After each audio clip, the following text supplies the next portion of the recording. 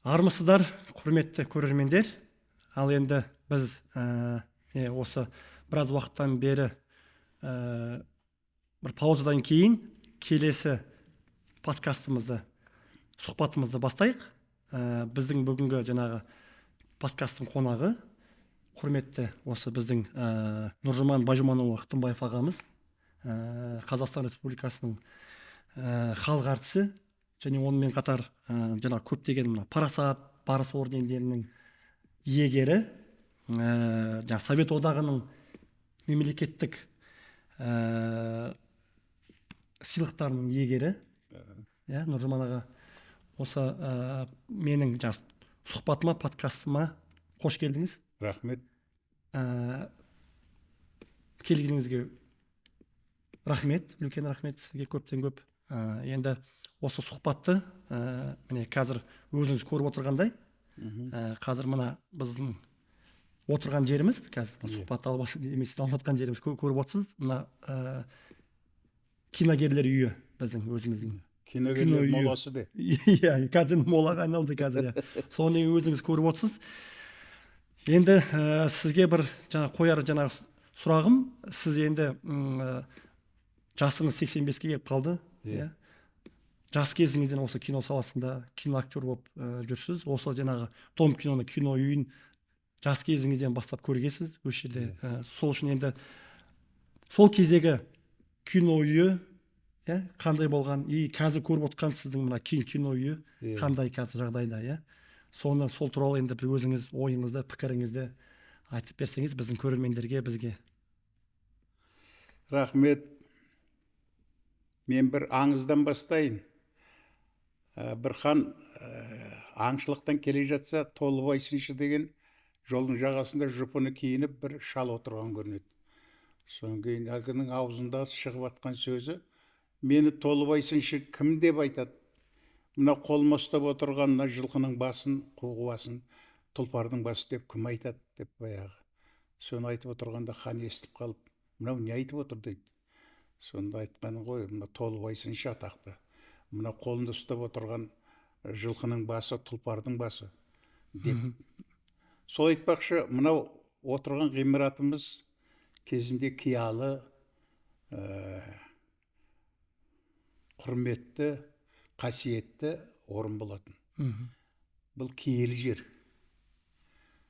Оны 69 жылы есімнен әлі кетпейді, қазақ фильмі осы жанымызда мына жерде. Соның анау 3 үлкен терек бар, соның түбінде отыратынбыз. Соны отырған бір кезде сағат 2-лер шамасында Шәкен аға шықты, ана ішкі есіктен. Қасында Мәжит Бегалин бар, Абдулла Қарсақбаев бар, Камал Смайылов бар, Әбіш Кекілбаев бар, бәрі шығып келе жатты да, біз енді басымызды иіп, жастар сәлем беріп жатырмыз. Бір уақытта: ей, жалаң аяқтар, бер жүріңдер деді. Сендерге қуанышты хабарым бар деді. Соны осыдан айналып осы жерге келді. Осы жерде бір кішкентай ғана қойма бар екен. Соның төбесіне шығып тұрып айтты: мына қолымда қағаз Қонаев Димаш Ахметович қол қойған. Осы жерден сендердің үйің салынады. Кино үйі салынады. Ол сендердің үйлерің. Құдай қаласа осы үйге қызығын көреміз. Ал енді оған кіру үшін әрқайсысыңа жаңағы куәлік береміз. Киноның жаңағы одақтың мүшесі ретінде. Ол кезде одақтың мүшесі болу үшін ойыншық емес. Онан кейін барып жаңағы кіреберісте үлкен 30 литрлік самауыр тұрады. Оның ішінде толған қымыз, бір кеседен ішіп, сонан кіресіңдер ішіне. Сонан қалдық, сонымен мәз болып, бәріміз у-шу, баяғы жақсы, Құдай жақсы, енді жақсылығын берді деп мәз майрам болып, осы жаңағы қайырған киностудияға бардық. Сонан кейін мен бір 71 жылы ғой деймін, бітті. Салынып, ары жүргенде, бері жүргенде, мынау паркке барып тамақ ішеміз, дубляждан шыққаннан кейін. Соны осы әрбір кірпіші, әрбір этажы 2 метр өскен сайын соны қарап жүрдік. Соның жаңағы мен сол кезде бітті-ау деген кезде мен шетелге кетіп қалдым. Көп түстім ғой мен шетелге. Соның қайтып келгеннен кейін қыстың күні келсем жігіттер мені қарсы алды. Мына Орал Жүнісов деген, Құман Тастанбеков деген азаматтарымыз қарсы алып баяғы. Соның жаңағы мен айттым, мынау Дом киноны кино үйін көрейікші деп, қандай екен деп. Ой, жүр оның қызығын көрейік деп баяғы кірдік. Кіргенде енді рахат. Есіктен кіре беріс жерде оң жақта, сол жақта пропаганда дейді, ана киноны тарататын, үгіттейтін бөлім бол екен. Одан кейін мына оң жақта мына үлкен зал, мына қаңырап атқан, мына қирап атқан осы зал. Онан кейін барып, жаңағы екінші этажға көрілдік, онда ресторан бар екен, кафе. Енді ол ресторанға бергісіз болатын. Соның үстінде администрация бар болатын. Ал енді менің киелі қасиетті дейтін себебім, бұл жерде Шәкен аға баяндама жасайтын. Камал Смайыл баяндама жасайтын. Әбіш Кекілбаев баяндама жасайтын. Енді олар өзіміздікі ғой. Ал енді мынау Россиядан келіп, анау Курчиковтар, анау Санаевтар, Рыбниковтар, Ларионовалар бәрі келіп өшірді мына сахнада кездесу жасайтын. Соған біз отырып, соның әңгімелерін тыңдап, әлгі өсиеттерін тыңдап отыратынбыз. Жаспыз ғой енді ол кезде. Оның кейін жаңағы кімдер, стрижельщиктер келді. Оның кейін жаңағы енді бетқұстар Россияның барлық актерлар осында келетін. Соның енді бір күні тағы у-шу болып та кетті киностудияға. Не болып қалды? Шыңғыс Айтматов келді. Шыңғыс Айтматов келіп осы жерде өзінің ана Бураны Полустанок дегеннің жобасын айтты. Осы сіздердің Қазақстанның жеріне барып, соны жазамын деді. Содан кейін бір жігіттер, қай жер ол? Қазақстанның қай жер деді. Анау Сарыөзек деген станция бар екен ғой, сол жерге барып жазамын деп сөйдеді. Соған енді мен өзім сояқтамын ғой. Соған өзімше мәз болып, соған керемет жаңағы өзімнің еліме барады екен ғой бұл кісі деп. Соның Бураны Полустанок содан шықты, жазылып шықты. Сондықтан менің айтатыным киелі жер бұл. Ғабит Мүсірепов келіп осы жерде талай жаңағы Қыз Жібектің алдында өзінің ойын айтты. Сондықтан айтарым, бұл жерде әлгі таракан жоқ бұл жерде. Ана министрге айтарым, құлақ қағыс қылайын деп отырмын. Бұл жерде бүрге жоқ. Бұл жерде тек қана әруақтар бар. Келіп осы жерде тағзым етсе несі кететін еді. Ең болмаса келіп есіктен кіріп, кешіріңдер әруақтар. Мен енді кешігіп келдім, мен кейін келдім деп айтса, енді әруақтар кешіреді ғой. Бірақ келмей кетті. Театрға келіпті, бірақ қазақ фильмге, киностудияға кірмей кетті. Білмеймін, мынау Азамат мүмкін кіргізбеген шығар. Азамат өшігін ешкімді кіргізбейді, бөтен адамдарды. Сондықтан мүмкін министрде де кіргізбеген болу керек. Егер министр өзі кірмеген болса, онда мәдениеті жоқ, мәдениет министрін біз мойындамаймыз. Сондықтан әлгі бізге ренжімесін. Біз халықтың адамымыз. Халықтың құлымыз. Ондай болатын болса. Егер бізді сыйламаса, біз де сыйламаймыз оларды. Біз халық тұр артымызда. Ел тұр. Қазақ деген халық тұр. Киностудия, қазақ фильм деген ол төлқұжат. Қазақтың төлқұжаты. Қазақ деген елдің төлқұжаты. Ол жаңағы деректі фильм түсірсе, қазақтың әдет, ғұрпы, дәстүрі соны көрсетеді. Бүткіл дүние жүзіне таратады. Ал енді көркем суретті фильм тұрса, бүткіл қазақтың тарихын, қазақтың жаңағы өткен дүниесінің бәрін көрсететін көркем суретті фильм. Сондықтан соны мойындамай, соған бізді кірмей кеткеніне мен қатты ренжимін қазіргі министрімізге. Олай болмайды. Өйткені ондай министр бізді мойындамаса, біз оны мойындамаймыз. Шынын айту керек. Сондықтан 2 жыл жарымның ішінде 4 министр ауыстырды. Айтып үлгермейміз ғой. Осындай жағдайымыз осындай. Мына қирап атқан мына ғимаратты көрсетейік десек келмейді. Қашады бәрі. Неге қашады? Қолдарына келмесе мойындамай ма? Қолымыздан келмейді. Анау кімге Олжасқа барып айтпай ма? Қолымыздан келмейді. Мынау бізді қыратын түрі бар мыналар. Әл-Фараби көшесіне шығатын түрі бар. Көмектесіңіз деп неге айтпайды барып? Сондықтан менің айтарым, бұл жай қарапайым үй емес бұл. Бұл қасиетті үй. Бұл жаңағы киелі үй. Анау кеше маған қатты ұнады, анау кімнің Әбубәкір мынау театрдың режиссері Әбубәкір деген жігітті сол айтты, өнер деген киелі нәрсе деп. Мен қазақ фильмін айтар едім, бұл киеліден де артық. Бұл қазақ фильм қазақтың төлқұжаты. Қайда барса да ең алдымен қазақтың киносын көреді. Қазақтың деректі фильмдерін көреді. Соның кейін барып президентті қабылдайды. Анау күні ғана президент сөйледі.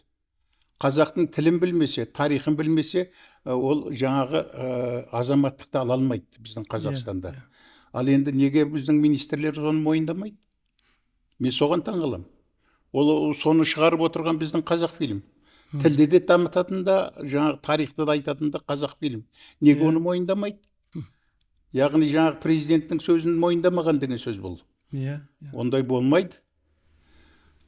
Сондықтан енді менің айтарым мына осын сатып алған азаматтар, сатқан азаматтар тағы айтайын, ескертейін. Мен қазақ фильмде жүргенде талай айттым. Айналайындар, қазақ фильмге, Қазақстанның жаңағы киноға байланысты нәрсені зияндық келтірмеңдер. Киелі нәрсе бұл. Атып жібереді. Міне қазір соған куә болып отырмыз. Осын сатқан азаматтардың бәрі өте қиналып өлді. Бұл дүниеден өтті. Енді қазақ фильмге зияндық жасаған адамдардың бәрі кетіп жатыр шетінен. Сондықтан менің айтарым, жаңағы қазақ фильмге кішкене жөнмен қарау керек. Оның жаңағы ішінде жатқан ана жағында бақ бар, кішкентай аллея бар. Оның бәрінде жаңағы Крючковтың, Санаевтың, Рыбниковтың талай адам, ол жай адамдар емес олардың бәрі. Ол халықтың ішіне шыққан киелі адамдар. Солардың әруақтары жатыр сол жерде. Соның арасынан өтіп, ең болмаса жаңағы қазақ фильмінің ішіне кіріп, жаңағы қазір болып жатқан мәдениет жоқ, мәдениет министрі кіріп, анау Шәкен ағаның алдына барып тағзым етпей ма? Кешіріп қойыңыз, ата. Мен кішкене кешігіп қойдым деп неге айтпайды? Неге келмей кетті? Театрға келіпті. Астына көпшік қойыпты, баяғы елдің бәрі рахаттандырып жіберіпті. Сол көпшіктің біз не қоя аламыз? Біз де қоя аламыз ондай көпшікті. Бірақ біздің анау Шәкен ағаның алдына бара алмады. Шәкен ағаның анау ескерткішінің алдынан өте алмады. Сондықтан мәдениеті жоқ, мәдениет министрін біз мойындамаймыз. Шынын айту керек, айналайындар. Ал енді біз енді тағы да айтамын, біз халықтың құлымыз. Ал енді халықтың бізді сыйламаса, халықты сыйламаған деген сөз. Ондай министр бізге керек жоқ. Сондықтан енді тағы да айтарым, мынау президент болу деген оп-оңай. Оны тағайындайды, сайлай салады. Онысы біз баяғыдай совет өкіметі кезінде қол көтереміз, қабылдаймыз деп. Олай болмайды енді. Депутатты халық сайлай ма? Әкімді халық сайлай ма? Жоқ, әрине. Ал енді біз неге өзіміздің президентті өзіміз неге сайламаймыз? Неге соған рұқсат бермейді бізге? Мен Қасым-Жомарт Кемелұлы Тоқаевқа айтарым, маған бізге рұқсат беріңіз. Біз өз президентімізді өзіміз сайлап алайық. Ертең егер жұмыс істемесе, оны лақтырып жібереміз. Керек адамымызды өзіміз қоятын болайық. Сондықтан мен айтарым, кішкене бізге мән берсін, көңіл бөлсін. Ал енді мына моланы, мынау киелі ғимарат дейміз ғой, бұл қазір молаға айналып тұр. Қарашы жан-жағына, жан-аяқтың бәрі қираған молаға айналып тұр. Осыны мынаны қайтадан аты не әлгі антикор деген орган бар ғой. Сол мынаны қайта тексерсін. Мынаның сатып алған жерінің жартысын мынау заңсыз алып алған. Жаңағы ресторан үстіне ресторан жасап алған. Соны бұл 100 емес 500 қайтарып алды ақшасын, шығарған ақшасын. Соның бәрін жаңағы ең болмаса 1 жылдық доходын мына бізге беріп, осыны қайтадан орнына келтіріп берсін. Әйтпесе мынау сұмдық болып кетті. Мынау не деген соң? Баратын жеріміз, басар тауымыз жоқ. Қайда барамыз енді? Енді кімнің әлгі Ермек Тұрсыновтың бармаған жері жоқ, баспаған тауы жоқ, оған түк те берген жоқ. Оның аузын жабайын деп, ол жаппай қойды аузын. Мен жаппаймын аузымды деп. Сол айтпақшы, біз де енді тыныш отырмаймыз. Осы біздің бірақ үйіміз осы кино үйі. Осыны жөндеп берсе екен. Не мынау әрине. менің сенетінім мынау жаңа келген премьер-министрге сенемін. Өйткені жас жігіт қой. Иә. Мынау жаңадан көрген, жаңа өрісі, жаңағы талабы бәрі жаңалау. Бұл жаңа жігіт қой. Сондықтан осыны бір келіп тексеріп, бір келіп көріп, содан кейін бір ебін тапса. Мынау шетелдегі қашып кеткен қулар бар ғой, әлгі қу табандар. Өңкей, әлгі ақшаны ұрлап кеткендер. Солардың ақшасын қайтарып жатыр деп сөйлейді. Ол өтірік бәрі. Оның көп болса 2%-ын, 3%-ын ғана қайтарып жатыр. Қалған ақшасының бәрі қалып жатыр соның бәрі. Сондықтан соны қайта тексеріп, содан түскен ақшаны штрафтарын баяғы ең болмаса 1%-ын бізге берсе, осыны мына жөндеп берсе, мына ғимаратымызды. Сондықтан мына ұрпақ риза болады. Өсіп келе жатқан жастар риза болады. Өсіп келе жатқан жас режиссерлар риза болады. Өйткені мына жерде неше түрлі фильмдердің тұсаукесері болды. Анау Көксөректің, анау Төлеміш Өкеев келіп осы жерде жаңағы көрсетіп сөйледі. Болат Шамшиев келіп сөйледі. Оның Россияның режиссерлары өзінше, анау кім Люба Мудров келді, мысалы, кім келді, Гаврилов келді, осы жердің бәрі, менің киноларым түскен бәрі. Осында кездесу жасады бәрі. Қазір не қалды? Қаңыраған дала қалды. Құлаған жаңағы мына ғимарат қалды. Анау үстіндегі мынау төбесі ғана қалды. Болды. Қалғанның ішінде қарашы. Ал енді осы қазіргі мына біздің кино үйдің қазіргі мына жағдайы, осы бүкіл кино саласымен қазіргі кино саласының жағдайы осындай деп айта аламыз ба? Қалай ойлайсыз? Вот менің қазір ойыма сол келіп тұр қазір ше. Мына кино үйінің қазір жағдайы мына енді бай орысша айтқанда бардак, иә, мына қазір ше көрдіңіз ғой, қазір мына не сақын мола сияқты болып жатқан, иә. Сол бүкіл жаңағы кино саласының жағдайы осындай деп айтсақ та болады негізі қазір, иә. Кино саласы осындай ғой қазір. Кино қазақ фильмі сондай бардак болып жатыр. Бардак деген сөзіңе, ол бардактың астары не екенін білесің бе? Вот сол жоқ, енді былайында айтады ғой бардак деп. Оған әйелдерді араластырмайық. Жарайды. Жоқ, негізі деймін да, сөйтіп соған бұны басқарып отырған адамдарға айту керек оны. Осыны басқарып отырған, келтірген адамдарға айту керек. Бүкіл қазіргі кино саласы, біздің кино саласы осындай болып тұр. Кегін қайда? Сен қайда тудың? Кімнен тәрбие алдың? Кімнен жаңағы үлгі алдың деген сұрақ қою керек оларға. Мысалы, оларға сұрақ қоятын адам жоқ қазір. Мысалы, мен сұрақ қойсам, кімге айтамын? Абайдың сөзі, жартасқа бардым, айғай салым, онда да шықты жаңғырық дегендей. Қазір қайда барсаң да жаңғырық шығады. Өтірік бәрде, ұрлық. Сондықтан ағайын туғандар, енді мен қазір мына сенетінім жаңа келген премьер-министрге сенемін, Олжекеңе. Енді көпті көрген, жасты басы оқыған адам, өнерді сыйлайды деп естідім, сырттай. Ал енді мынау келіп жатқан министрлеріңізге мен сенбеймін. Айналайындар, оған ренжімеңдер. Өйткені 2 жылдың ішінде 4 министр ауысты. Бұл неге сұмдық? Бұл не? Кадр жоқ па? Азамат жоқ па? Қазақтың ұлы жоқ па? Қызы жоқ па? Не бұны бұл бәле? Сондықтан жөнді адамды сайлау керек. Өйткені біз кезінде Мұхтар Құл-Мұхаммед министр болып тұрған кезінде, маған бір адамдар айтты, ойбай мақтама, ойбай орнынан алып тастайды деп. Сол дәл келді. Анау кімді Аманшаев директор болып тұрған, Америка, Голливуд келіп бізге қызықты ғой. Келіп сіздерге кино түсіреміз деп. Мынау Аманшаевтың құдіреті сонда. Соның бәрі орнынан жұлып алып тастады, бітті, қалды. Соның кейін бітшіт болды. Не болды? Анау Ақан Сатаев келді де өртеді, ар жағынан келіп. Одан басқа ештеңе істеген жоқ. Оның кейін ұрлық басталды. Оның кейін әлгі естіп жатырмын, бірден процент берген көрінеді өкіметке. Өтірік бәрі. Өтірік, ар жағында біреулер отыр. Соны жаңағы біреулер отыр, айтады, осынша берсең жетеді, ауыздарын жауып тастаймыз деп. Олай болмайды. Мен енді Россияны тыңдап отырмын. Россияны анау Белоусов деген тасталған шығарып жатыр ғой, мысалы. Сонда сонда Белоусов керек пе бізге? Сондықтан кішкене мынау енді кім? Олжекең премьер-министріміз қазақтың бір азаматы ғой. Мен қатты сенемін соған. Өйткені көзқарасы, сөйлеген сөзі бәрі де тектінің тұқым екені көрініп тұр. Сондықтан мен қатты сенемін ол кісіге. Сіз қатты сенесіз, бірақ енді ол азамат, ол жаңағы біздің премьер-министріміз не істей алады ол қазір? Қандай ол көмектесе алады деп ойлайсыз енді? Оны ол көмегі сол жақсы адамды қою керек министрді.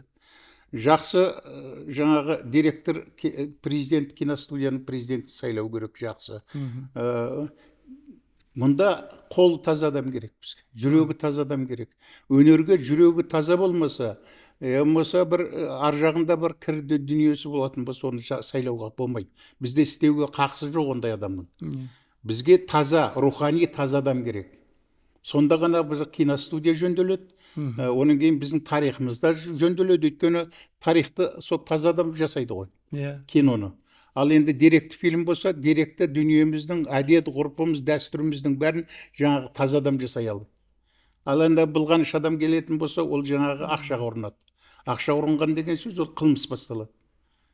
Жан-жағын бәрін былғайды дейсіз ғой. Бәрін былғайды ғой ол. Деген бір құмалақ бір қарын май шертеді деген Қазекең баяғыда айтып қойған ғой. Сондықтан енді тілеуіміз сол. Тілеуіміз сол. Ең бастысы бізге өзіміз президентімізді сайлауымыз керек. Ең бастысы. Егер істей алмаса, ол ертең жұлып аламыз. Қазақфильм президентін дейсіз ғой. Иә, Қазақфильм президенті өзіміз жұлып аламыз ертең. Сен неге сайладық біз? Иә. Егер істей алмасаң, кет қайқайын. Жайыңа жүрді. Сондықтан барлық дүниенің бәрін халық сайлап атқанда біз неге өзіміздікін сайламаймыз? Дұрыс. Ал енді мынау киноцентр деген кино орталық бар. Иә. Ол орталық өте басында жақсы-ақ дүние. Бұлай қарап тұрсаң. А оны басқаратын кім? Қандай адам ол басқарып отыр оны? Оның терезесі министрмен тең болу керек. А егер министр бұйрық жасап отырса, анаған ақшаны бер, мынаған ақшаны бер, айдаладағы бір телевидениеге ақша бер деп болса, ол болмайды. Ол дұрыс емес. Сондықтан жаңағы киноцентрді басқаратын өте беделді азулы жігіт керек. Азулы қыз керек, сайлай қалатын болса. Қыз болсын, ұл болсын, әйтеуір таза, рухани таза адам керек. Кино дегенге жанын беретін адам керек. Сонда ғана жөнге келеді. Иә, дұрыс айтасыз аға. Ал енді жаңағы кино үйдің жағдайын көріп тұрсыз енді, иә? Мына жерде біз қазір өзіміз кішігірім енді осы жерде жерден, иә, шашылып жатқан жерден тауып, әйтеуір кішігірім міне мына жерге неге кадрға тұрсын деп, соның осы кішкене мына мусордың мына жатқан нені хламның арасынан сіздің өзіңіздің де мына суретіңізді жерден тауып, әйтеуір шаңын сүртіп тауып алдық, жатыр екен жерде ана жерде ше. Мынаның ішінде өзі күліп тұр екен, мына қарашы. Иә, сіз енді мына жерде кішкене бір 10-15 жыл бұрынғы суретіңіз екен, иә. Енді бұйырса қазір енді Қазақфильм осындай жағдайдың ішінде жатыр екен, жерде шаң басып. Енді бұйырса енді алдағы ойда сіз өзіңіз айтпақшы, жаңағы біздің жас премьер-министріміз кішкене бір оң көзімен қарап, осы кино үйіне кішкене көңіл бөліп, егерден бұйырса бір ремонт жасалып жақсы болған кезде, сол кезде мен сізге қазір суретіңізді табыстайын өзіңізге қазір. Иә. Бұйырса ертең осы кино үйіміз жөн түзелген кезде, жақсы болған кезде алып келіп қайта іліп қоясыз сол жерге. Рахмет. Кезінде осы кино үйден тұрған ғой бұл. Иә. Кейін енді осыдан кейін оның бәрі түсіп қалған жерде жатқан шаң бас. Мына жерде Шәкен Аймановтың суреті тұратын. Кірген бетте сол кісіге бас иіп сәлем беретінбіз, суретінің өзіне. Ал енді анау киностудияның алдында Шәкен ағаның ескерткіші тұр. Ең болмаса мынау мәдениет министрі келіп ары қарай кірмесін. Сол Шәкен ағаның алдына барып бас иіп кішкене сәлем тағзым етсе ғой, соғында риза боламыз ғой бәрімізде. Бірақ соған жарамады ғой. Иә, енді соған жарамады. Ол кішкене аруақты сыйламағандық шығар мүмкін. Кім біледі, аруақтан қорықпағандық шығар. Ол енді солай мүмкін, мен білім жоқ, ол аруақты сыйлау, аруақты қорықпаған деген олай емес, өрісінің сол болды. Бар өрісі сол болды. Әйтпесе текті тұқым болса, тәрбиелі тұқым болатын болса, тегінде тартатын болса, Шәкен ағаның анау бейітінің басына барып, Елубай Өмірзақов жатыр. Театрға бардың ба? Барды ғой театрға. Ал енді театрға барардың алдында анау кім еді? Ашимов, Асанәлі. Аға, жүріңізші, сол кісілердің басына барып қайтайық деп. Барып, басына Құран оқытып, қайтып келіп театрға кірсе, енді бәріміз риза болар едік. Ол да істеген жоқ. Анау жаңағы театрға барды да, жаңағы дифирамбты көпшікті қойып алды да, жұмсақты қайқайып кете берді. жетім бала құсап қазақ фильм қала берді. мүмкін ол театрдың басшылығы арнайы ол министрді шақырып соны ұйымдастырған шығар. Ал қазіргі мына Қазақфильм басшылығы сондай ұйымдастырмай отырған шығар. Может, мүмкін ол жаңа министрді шақырмай Қазақфильмге келмей ақ қойсын деп отырған шығар. Может, өйткені ол сол Қазақфильм ішіндегі былықты көрмей ақ қойсын деген сияқты. Ол да мүмкін. Қазақфильмнің мысалы директоры, ол өзінше директор болып отырған шығар. Иә. Менен артық ешкім жоқ деп. Бірақ ана министрдің өзі соны ойламай ма? Мынау Қазақфильм деген жай нәрсе емес бұл. Иә. Бұл деген жаңағы мен бағана айтып кеттім ғой, бұл мемлекеттің төл құжаты. Анау документті көрсеткенде жылыңды көреді, қайда туғаныңды көреді. Сол сияқты жаңағы төл құжаты сияқтында Қазақфильм дүниесін көрген кезде айтады, мынау қазақтың жаңағы руы осындай екен ғой, дәстүр осындай екен ғой. Тарихы осындай. Тарихы осындай екен ғой. Ана көркем суретті фильм айтады, тарихы осындай екен ғой деп. Ал енді соны көрсететін киелі нәрсе, қасиетті нәрсе ол Қазақфильм. Соны өзінің министр деген сөздің өзін түсіну керек қой. Қандай қызметте отырсың? Кімде отырсың? Маңайыңдағы кім? Соны білу керек қой. Мен өзім көрмеймін, қандай адам екенін көргем жоқ әлі. Енді министр қойғаннан кейін бір жөні түзу адам шығар деп ойлайтынмын. Бірақ енді Қазақфильмді сыйламағаннан кейін ол кісіні кешіріп қойсын, біз де сыйламаймыз. Негізі енді менің естуімше, осы енді кино үйінің жағдайын естіген. Иә. Өйткені ол жаңағы осы кинематографистер одағының қазіргі бастығы, жаңағы Адай деген жігіт өзіміз. Сол министрге барып жолығыпты. Айтыпты, жағдайды көрсетіпті, мына суреттерін көрсетіпті осы жағдайды. Енді министр, осыны қолға аламыз, көмектесеміз деп уәде беріпті. Енді негізі. Соған қарағанда енді кім біледі, ол жақын арада кино үйіміз енді осы жерге құрылыс ары қарай жалғастырылып, может кішкене көркейем, жөндеу жұмыстары басталатын шығар енді. Соған енді үміттенеміз енді. Үміт дүниесі ғой, үміт дүниесі. Ол жаңағы одақтың бастығы барып, алдына барып бас иіп, жаңағы сұраудың керегі жоқ еді. Өзі келіп, өзі көру керек еді. Әлі көрген жоқ қой. Ал жаңағы одақтың бастығы барды, айтты, жағдай осындай қиын. Ең болмаса сол күні ертеңіне ұшып келмей ме, ұшып келіп, мынау шындық қой мыналардың деп. Өз көзімен көрмей ме келіп. Ол енді оны өздерін шақырып алып, жаңағы өздерің шешіңдер деп, Қазақфильмнің президенті менен жаңағы одақтың бастығын екеуін жаңағы соғыстырып қойғаннан, киноцентрдің бастығын, орталықтың. Өздерің шешіңдер деп. Олар шешпейді. Ол ешқашан ақша жүрген жерде үш адам шеше алмайды оны. Оны бір адам шешеді бұйрықпенен. Сен былай жаса, сен былай жаса деп. Онысы дұрыс емес енді, шынын айту керек. Сондықтан енді көреміз, уақыт көрсетеді. Енді тірі жүрсек, бұдан да кедей кезімізде тойға барғанбыз депті ғой бір байдың қызы. Сол айтпақшы, енді Құдай қаласа бұдан да қиын кезді көргенбіз. Ол енді мен енді қатты айтсам кешірсін, бұл қазақтың киносына, қазақтың кино дүниесіне зиян келтірген адам жақсылыққа бармайды. Мына Қазақфильмге зияндық жасаған адамның бәрі мына дүниеден өтті. Мына қазақтың киносының, мына осы одақтың жаңағы союз дейміз ғой, одақ, кино одағының бастықтары зиян жасаған адамдар. Енді Құдай жер жеткізбесін, бәрі бұл дүниеден қатты қиналып кетті. Дүниеден өтіп кетті бәрі. Мен аттарын айтағым келмейді. Мен жаным ашиды. Соған неге барды сондай? Бұл киноның жаңағы Дом киноның жартысын неге сатты? Керегі неді соның? Аманатқа қиянат жасап дейсің бе? Қиянаттан да жаман. Қылмыс. Ол кезде енді, айтпақшы бұл жерге Назарбаевтың өзі келген.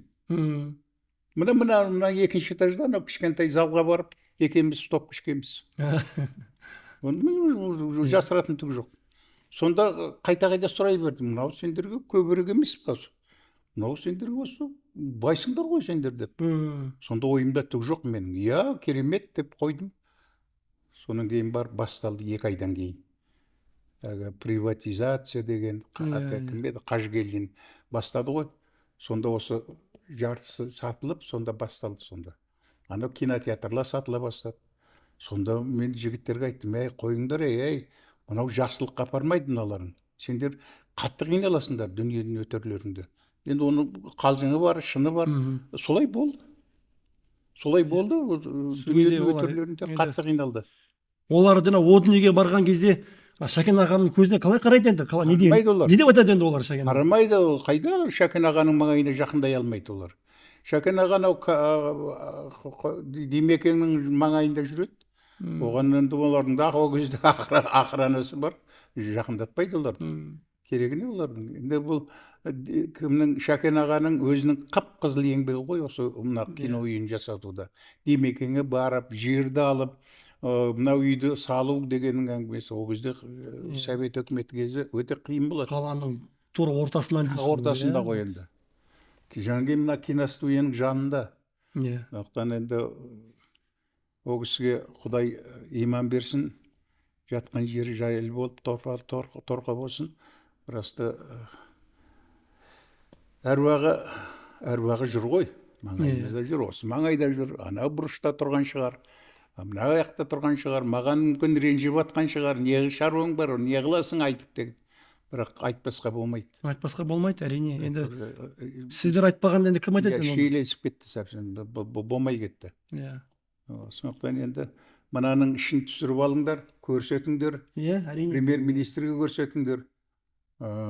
Министрге, ол оған бәрібір ол. Министрге не көрсетудің қажеті жоқ. Сол премьер-министр мен Қасым-Жомарт Кемелұлына көрсету керек. Соның кейін бірдеме шығар. Ең болмаса мынау елден әлгі шетелге қашып кеткендердің ақшалары қайтып жатыр ғой қазір. Соның ең болмаса 1-2% ғана бізге берсе жетіп жатыр. Сол жетіп жатыр, содан салуға болады. Анау енді кейбіреулер сол ақшаны қайтарып 2%, 3% қайтарып өтірік бәрді. Өтірік 2-3%-ын қайтарып жатыр, қалған 80-90% өздеріне қалып жатыр. Оның бәрін қайтадан мынау антикор деген тексеру керек. Біздің мына осы ресторан тексерсе, соның өзінің артылған ақшасы жетіп жатыр бізде осы келтіруге. Сондықтан енді ол жалғыз ғана осы кино үйі емес, ана кинотеатрларды сатып алған екен. Оны мен кейін естідім. Қазір бәрі жекеменшік болып кетті ғой. Жекеменшік, ол енді ол жекеменшік өзі салса ала берсін. Ала берсін. Бұл деген халықтың жаңағы салығынан жиналған ақшаға салынған нәрсе ғой. Совет өкіметі кезінде. Соны есептеп, соны шығарып берсін, ең болмаса. Содан артылған ақшаны мынау неге кино үйімізді салып берсін қайтадан. Оған қарсы емеспіз. Сондықтан енді мен көбірек айтқан шығармын, біреуге қатты айттым ба, қатты айтпаймын, мен осы сөзімнен қайтпаймын. Айтқаным айтқан, бәрібір тоқтамаймын. Ал енді аға осы қазіргі кино туралы қандай ойыңыз, пікіріңіз айтқыңыз келеді? Бұрынғы кезде кино қандай болған, қазіргі кездегі кино? Енді сіз бұрында түсірдіңіз киноға, қазір де түсіп жатырмын, бірақ мен енді былтыр Голливудты бітіріп келдім. Ал енді қарап отырсаң, жаңа кинолар, сериалдар шығып жатыр. Бірақ менің жаным ашитыны мына актерларға жаным ашиды. Актерларды сериалдарға түсіріп, қандай мықты актерларымыз бар. Солар құрып баратыр. Соған мен соларға кездесе қалғанда айтам, көке, айналайын. Мен 2 жыл, 3 жыл түспей тосып отырған кездерім болды. Сериалдарға түспей мен өмірімде кино, анау әлгі баяғы ағылшындар келіп еді ғой, соны бірінші сериал басталды ғой. Неменедегі Досматова түскен, Қасым аға түскен фильмнің авторы. Сонда бірінші мені бекіткен. Сонда мен ана сценарийсын оқыдым да, что-то мыльный утро, что ли, дегенде, анау я деді, да, я отказываюсь. Перекрестік емес пе? Перекрестік, я. Содан қызымды, мен екеумізді бекіткенде мен отказ жасадым. Содан бастап мен сериалға түспеймін, ант бергем. Сериалға түспеймін. Өйткені бұл біздің моламыз. Сериалға түсті деген актердің моласы. яғни одан шыға алмайсың бір рет түскеннен кейін. Сондықтан қазір қандай актерлар сериалға түсіп жатыр, оларға кінә қоюға болмайды. Олар жан бағу керек, бала шағасы бар, киіндіру керек, мектепке апару керек. Сондықтан бәрі жаңағы амал жоқ, ақша табу үшін соған барады.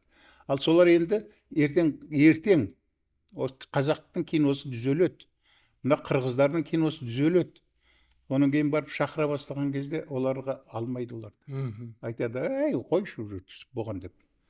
Сондықтан мынау енді мықты актерларымыз бар. Мен атында атам болады, бірақ дегенменен қиын болады оларға.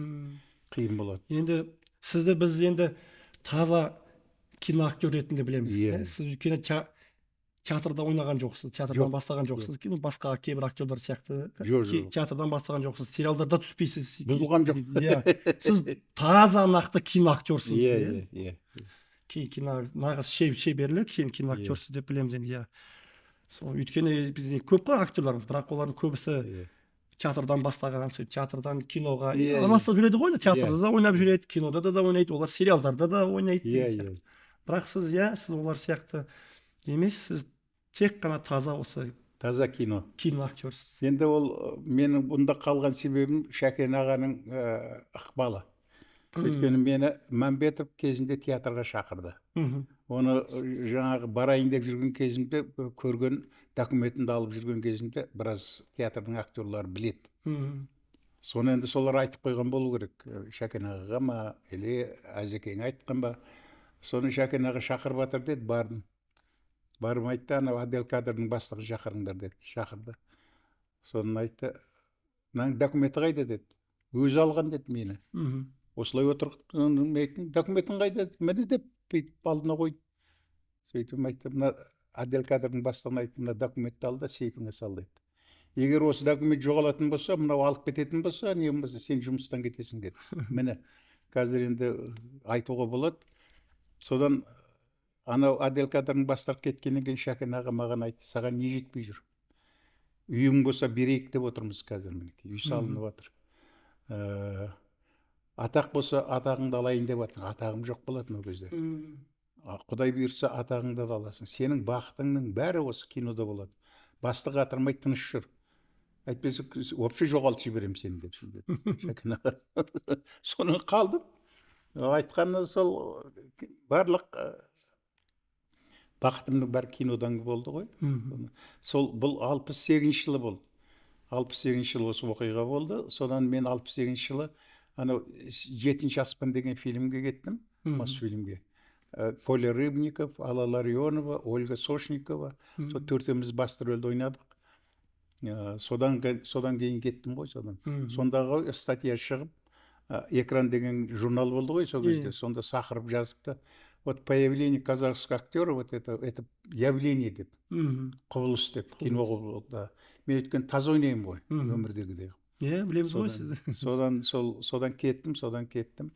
Енді мен сияқты қырғыздарға, Мосфильмге, Свердловск, Одессаға, кейін кезде мына Парижге, Францияға, Италияға, соның кейін мына кімге, Польшаға, неге Голливудқа түскен актер жоқ. Енді қазір жас келді, демалғым келеді. Енді тағы бір сұрақ аға, енді қазір сіз жаңағы министр туралы да айтып жатсыз, қазақ фильм басшылары туралы да ашық енді айтып жатсыз. Енді ертең киноға түсуге шақырмай қояды, немесе басқа неге қойды, ондай сіз ондай ойламайсыз ба, қорықпайсыз ба? Олар өздері үшін шақырады. Мен сияқты актер керек болса, өздері үшін шақырады. Мен шақырусыз емеспін. Анау бір осы Қоянбаев туралы, тағы бір осы Томирис туралы бір ойымды, пікірімді айтқам. Сонда жазып қойыпты біреу. Ана киносыны шақырмағаннан кейін мүмкін ыза болып айтқан шығар деп. Мен айта бер. Мен биылдың өзінде 3 киноға шақырды. Биылдың өзінде. Мен енді Құдай бұйырса өзім таңдаймын ғой. Жаңағы сценарий жақсы болса, жаныма жатса, қазір барам, мені баяғыдай, ол мені қолыма тиді деп сөз алатын актер емеспін. Сондықтан ендігі жылы Құдай қаласа тағы 2 ұсыныс болып жатыр. Ендігі жылға ол кезде көре жатамыз деп қойдым. Сондықтан ондай әлгі пікір болмасын. Мен ходовой актермін. Жоқ, мен жаңа айтайын дегенім, осы сұхбаттан кейін сізді қазақ фильмі кіргізбей қоюы мүмкін негізі ше. Кіргізіп қойсам мен бұзып кіремін. Өйткені мені осының алдында бірнеше осындай жаңа сұхбаттар, подкасттар түсіргем. Сол үшін маған қазір қазақ фильмінің басшылығы сол үшін маған ренжіп, қазір мені мүлде қазақ фильмі кіргізбейді қазір. Иә, ол бұрыс, ол қазақ фильмінің ана ғимаратын салғанда соның басқасында жүрген азаматтың біреуі менмін. Сонда анау әлгі кірпішін қалағандардың бірі менмін. Кірпішін қалағандардың біреуімін. Соңғы анау кірген кезде кілем төселіп жататын. Жаңағы есіктің алдының бәрі керемет таза болып, орындықтар отыратын. Соның бәрі Шәкен ағаның бәрі істеген, соның бәрін өзі Қонаевқа барып. Фонтандар болатын алдында, иә? Ой, фонтан деген керемет. Соның бәрін енді мені кіргізе алмаймын дегеннің өзі қателеседі. Мен забордан қарғып түссем де түсем бірдеме. Қалжыңдап жатқаным қазіргі соңғы кезде сол қазір қазақ фильмінің ана сұхбат берді ғой осы жақында. Массагет деген жаңа неге. Сол жерде бір сұхбатында қазіргі мына қазақ фильм басшысы айтып көрдім да, айтып жатыр, мен негізі ешкімге ренжімеймін дейді, ешкімге ренжімеймін. Бірақ маған осы сұхбат өзіңіз сияқты басқа да азаматтардан киногерлерден сұхбат алғаным үшін маған қатты ренжіп, сол үшін қазақ фильмі мені кіргізбейді. Олай болмайды, ол дұрыс емес. Сынды қабылдау керек, сынды жақсы қабылдау керек. Өйткені қазақ фильм ол біреудің жеке меншігі емес. Бұл халықтың жаңағы несі, байлығы. Оған кіретін адам да кіреді, кірмейтін адам да кіреді. Өйткені ол жай оған шаруамен ғана кіреді ол жерге. Әйтпесе не бар ол жерде? Сондықтан енді ол кішкене қате пікір. Кіргізбеймін деген сөзі баяғы Ақан Сатаевтан басталды. Ақан Сатаев директор болғаннан бері мен бір есігін ашқам жоқ. Естідім, сондай видеокамералар тұрады, түсіріп алады, анау-мынау деген. Соның керегі жоқ дедім да, әкесін жақсы танитынмын. Қарғаш өте жақсы танитынмын. Жолдас болдық екеуміз. Бірақ мынау тұқымын тартпаған неме таңғалығым, не қайдан пайда болған пәле деп. Сол айтпақшы, мынау азамат жап-жақсы жігіт сияқты еді. Анау күні естіп жатырмын, ешкімді кіргізбейді, ешкіммен сөйлеспейді, қабылдамайды деген әңгіме. Міне сұмдық болып кетті. Сол сұхбатында айтты, бұл деген қазақ фильм проходной двор емес, кім көрінген бұл жерге келуге болмайды деп, кіруге болмайды деп. Проходной дворды кірген адам өзі біледі, неге кірдім деп. Проходной двор болса, ол өзі де кірмейді. Ал енді оған кірген адам, ол шаруамен кіреді, аты жөн жоқ емес. Анау Шәкен ағаның әруағы аты жібереді деген, анау жаман оймен кірсе. Енді қазақ фильмге жаманшылық жасаған адамның оңғанын мен көргем жоқ. Мынау президенттің аппаратынан бастап, бер жағына дейінгі қанша келіп кетті, директорлер келді, үйтті-бүйтті, біреу сау кеткен жоқ. Бәрібір науқас тауып кетті. Өткен зияндық жасады кішкене. Ішіндегі ең таза кеткені Аманшаев. Ең таза министр болған мынау Мұхтар Құл-Мұхаммед. Енді мені мақтады деп, тағы да олардың обалына қалам ба деп қорқып отырмын мысалы. Неге қазір енді олар деген кино саласынан, өнер саласынан алшақ жүрген жоқ? Нағыз мықтылар солар. Мықтылар бірақ иә. Ал енді анау Назарбаевтың кезінде маған бір адамдар айтты, ойбай, оны мақтамаңыз, ойбай, пәлеге қаласыз. Неге пәлеге қалам? Ал оларды жұмысынан алып тастайды деп баяғы. Бізде сонда, иә, бізде керісінше. Мақтасаң алып тастайды. Алып тастайды, иә. Сонда біз оларды жамандауымыз керек па сонда? Жамандау керек, анау деп, мынау деп баяғы өсек тарату керек. Онда қазіргі қазақ фильм басшыларын жамандамай қояға онда. Енді айтылатын сөз айтылып қойды енді, маған десе атып жүрсе сол. Жоқ, біз оларды жамандағанымыз емес. Қазір қазақ фильм басшылығында, мына кино қолдау орталығының басшылығында ешкімді біз жамандамаймыз онда. Жоқ, бұл жамандаған емес, бұның шындығын айтып отырмыз. Иә, пікір, шындық айтып отырмыз. Қазақтың киносын тағы бір әңгімеден тағы бір әңгіме кетеміз. Мынау әлгі Абай ТВ деген канал бар ғой. Иә. Сонда бір әлгі Бекежанның бір несінің сардарының біреу айтады, мен Қособаны айналып жүрмін деп тоқтамайды. Сонда Бекежан дейді, әй, не айналып жүрсің дейді. Сонда біз не күтіп отырмыз дейді анау. Сол айтпақшы, жаңағы Абай ТВ-да осы айналып жүр, анау сатып алды Нарымбетті айналып жүр, әй көке, Сатыбалды Нарымбеттің тағдырын білесіңдер ме, шындап келсе? Білетін адам неге шығармайсыңдар? Анау классика дейді. Аким Дамир Манабаев қайда қалды? Шәріп Болат қайда қалды? Жаңағы кино түсірген, кім Гауһартас түсірген Шәріп Бейсенбаев қайда қалды? Неге соларды айтпайсыңдар? Немене көздерің көрмей қалды ма, құлақтарың естілмей қалды ма деп кейде мен үйде отырып ашуланамын. Ал енді мынау кімді, Құрманбековтың мысалы Оралман деген фильмі. Это классика. Керемет. Соны айтпайды. Ол айналып ана Сатыбалды Нарымбетті айта береді, жазушы дейді, ол режиссер дейді. Бәріміз де білеміз оны. Бірақ оның тағдыры қалай болды? Оны сондай дүниеден жылдамырақ кетуіне кім себеп болды? Соны неге тексермейсіңдер?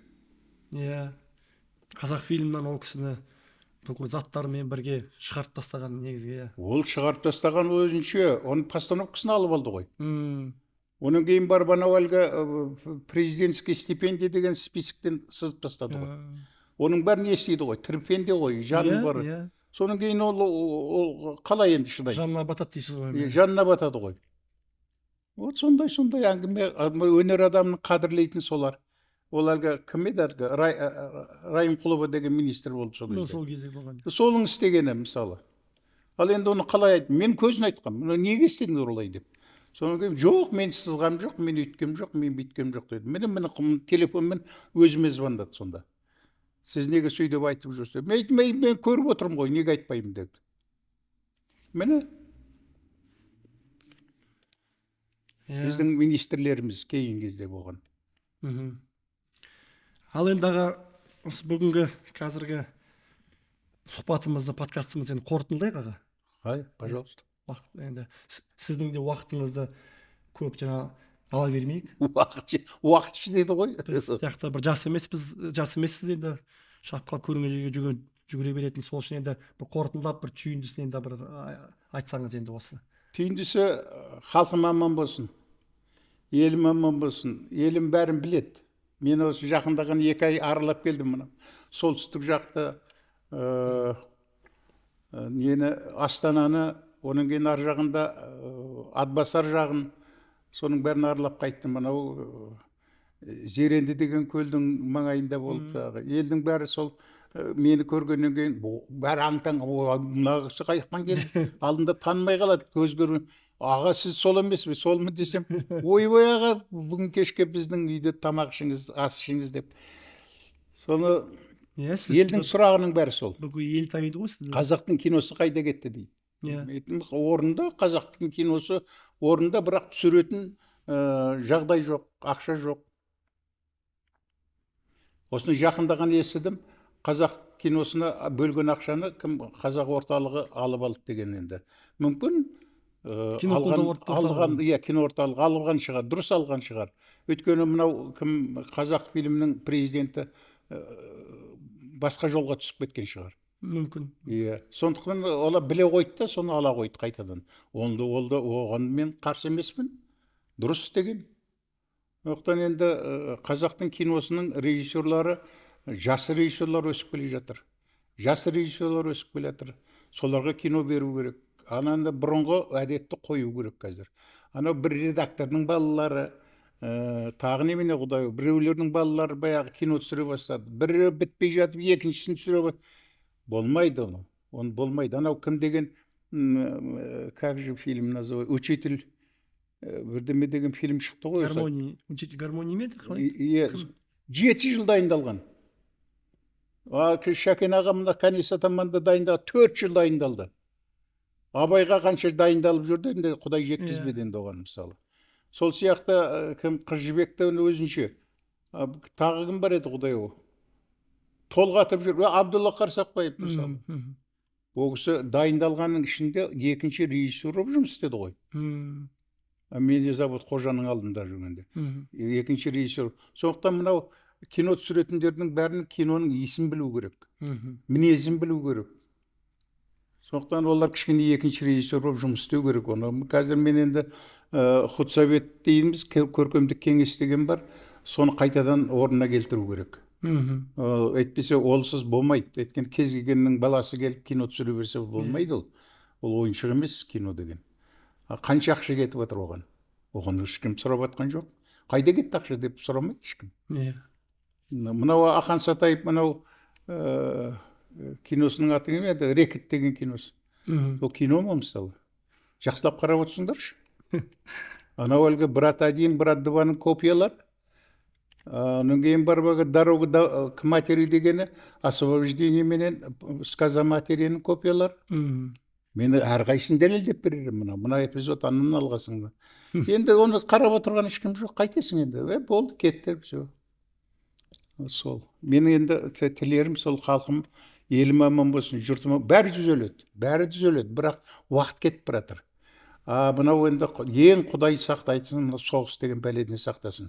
Біздің бала шағамыз мысалы өздерің өсіп келе жатсыңдар. Ертең соғыс қайда жіберсе, бәрі қалады жайына.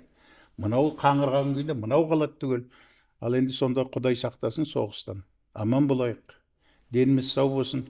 Кино жөнделеді. Айтқаныңыз келсін. Бұлардың бәрі уақытша. Бұлар келеді, кетеді бәрі де. Иә. Назарбаев та кетті ғой, ештеңе жоқ. Иә. Сол жақсы аға онда. Жақсы келіп сұхбат бергеніңізге, иә, сізге аман болайық. мында бір рахмет. Енді бұйырса жаңа суретте айттым ғой, енді бұйырса ертең мына кинойы түзелген кезде осынша әдемі болып, осының ішінде жаңа ремонт жүргізіліп, әдемі болған кезде кейін алып келіп осы суретіңізді іліп қоясыз. Хорошо. Суретті сізге табыстаймын енді үйіңізге алып кетіңіз ғой, иә. Кейін бұйырса бір күннің бір күнінде біреуінде мына 40 жасқа келген қыз қалай мына сурет қалай?